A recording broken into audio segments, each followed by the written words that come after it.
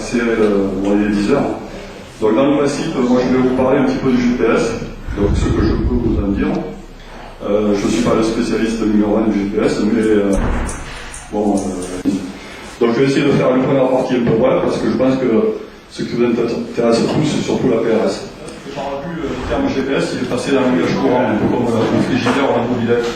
C'est-à-dire qu'on qualifie le GPS un peu tout et n'importe quoi.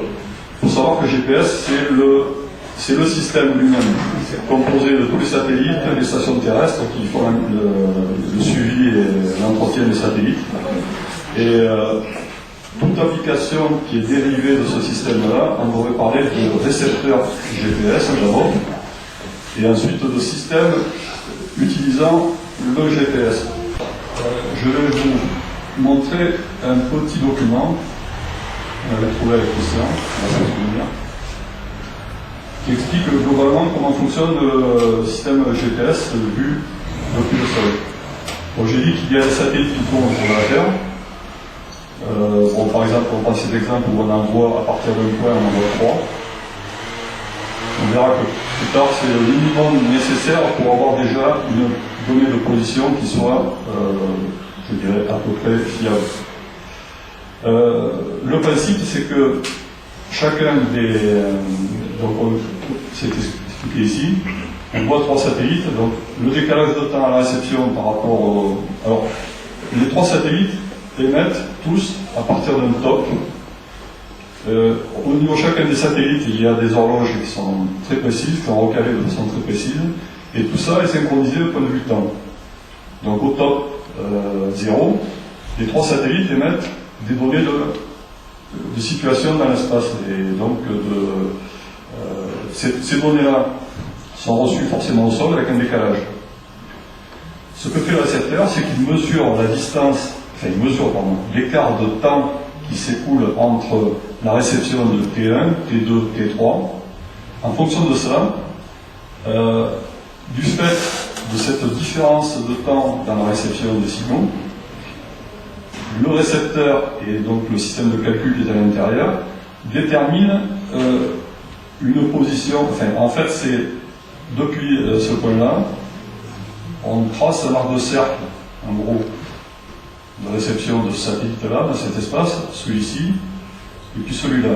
À l'endroit de l'intersection des 3 arcs de cercle, le récepteur, qui reçoit ces signaux avec un décalage qui est mesuré par rapport au temps T0, en déduit automatiquement sa position géographique par rapport aux 3 satellites. Alors c'est un peu le principe de la triangulation utilisé en RDF aussi. Bon, sauf que là, on mesure vraiment le décalage de temps.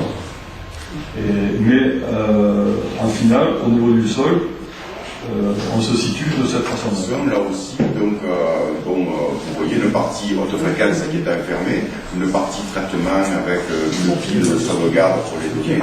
Et ces éléments-là étaient couramment employés dans les systèmes de géopositionnement professionnels. Ça, c'est du Motorola, donc, qui est cassé d'ailleurs. Donc, vous voyez la partie HF qui est toujours jolie à voir, puisque là, en plus, elle est même pas fermée. Et chaque fois, on va on diminue en dimension, vous voyez. Donc, c'est vraiment la plus petite. Il est encore plus petit, puisque maintenant, on les met dans les électroniques, encore au VSD, peu importe. Nous avons des informations qui sont rafraîchies toutes les secondes. Toutes les secondes, il y a notre âme qui a envoyé du GPS vers quelque chose qui nous dit tout un tas de choses intéressantes. En particulier, donc, la position, donc avec longitude, latitude, altitude, des systèmes, des écosystèmes, le nombre de satellites, la qualité, donc le HTOP, éventuellement de ça on est déduit donc le cap, la vitesse, voilà en gros. Et ça c'est intéressant parce que si on se dit si on pouvait le transmettre par radio, on fait de l'amateurisme radio. Alors pourquoi ne pas prendre ça et l'envoyer sur un réseau paquet? Le réseau paquet, c'est-à-dire qu'il y a un modem à 1200 baux en FM sur de la VHF ou UHF. On pourrait faire du 300 baux pour le faire en HF. Comment arriver à prendre cette information-là et l'envoyer par radio pour que tout le monde puisse la récupérer. Voilà. Eh bien, il existe donc une interface qui permet de faire ça.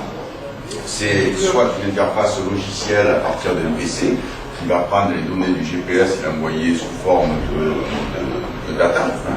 Soit alors, et c'est là où ça devient intéressant, dans un mobile, on ne va pas nécessairement avoir envie de mettre un PC, un PDA, etc., mais avoir un petit outil, un petit boîtier, tout petit, qui va permettre de récupérer toutes ces données et de les envoyer là-dedans. Alors, vous connaissez tous plus ou moins ces genres de boîtiers. Ce sont des Tiny-Track ou des Open Tracker, ou il y en a d'autres, qui sont des petits modems qui récupèrent donc les données généralement sous la forme d'un port série et vont les adapter sur directement une radio et donner des informations intéressantes, à savoir, par exemple, le passage en émission et la modulation. C'est-à-dire que les trames que je reçois ici vont être stockées dans mon Tiny-Track ou mon Open Tracker. Je ne vais pas les envoyer toutes les secondes, autrement il n'y a que moi qui vais causer, les copains ils seront embêtés, mais je vais dire par exemple ces données, je vais les envoyer en fonction, mais ça peut être soit fixe, soit variable, je peux les envoyer, mettons, toutes les minutes. Soit alors, je vais dire, ben non, je vais faire un système intelligent qui se trouve là-dedans, qui dit, ben, au plus je vais aller vite, au plus il faut que j'envoie rapidement les trames. Par contre, si je reste, comme c'est le cas de ma voiture, là, actuellement le système est stand-by, c'est-à-dire qu'il envoie la production toutes les 10 minutes. Hein, voilà. Par contre, dès que je vais me déplacer, soit sur le fait de la vitesse, soit sous l'effet du changement de cap, soit sous l'effet d'une volonté avec un bouton poussoir, je vais envoyer ma position, moi, d'une autre façon. C'est ce qui est intéressant dans ce genre de système, c'est que l'on peut en mettre donc, ce qu'on appelle une intelligence autre qui s'appelle le smart beaconing, c'est-à-dire l'envoi de balises. Beaconing, c'est l'envoi de balises. Smart, c'est-à-dire intelligent. D'abord, en fond d'écran, on a déjà une carte. Déjà. Alors la carte, c'est on peut en changer, on peut avoir des cartes plus précises et d'autres avec plus de détails, moins de détails. Donc la cartographie, là on en trouve sur Internet, donc il suffit un petit peu d'aller sur Google. Voilà.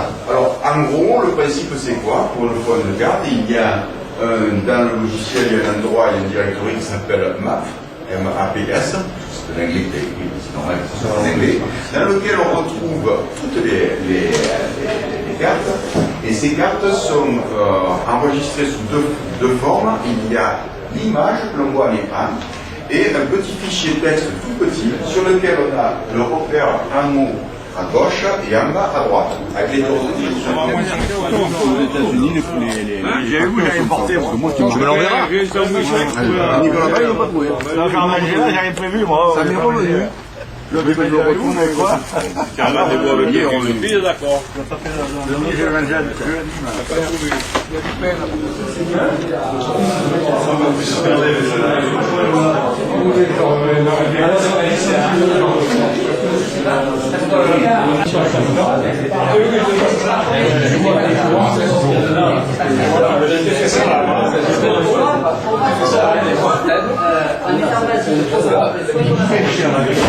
Je croyais que tu maîtrisais plus facilement.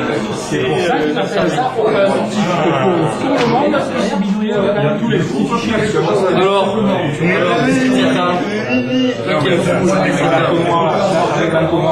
c'est bon, j'ai fini ma cuisine, c'est bon.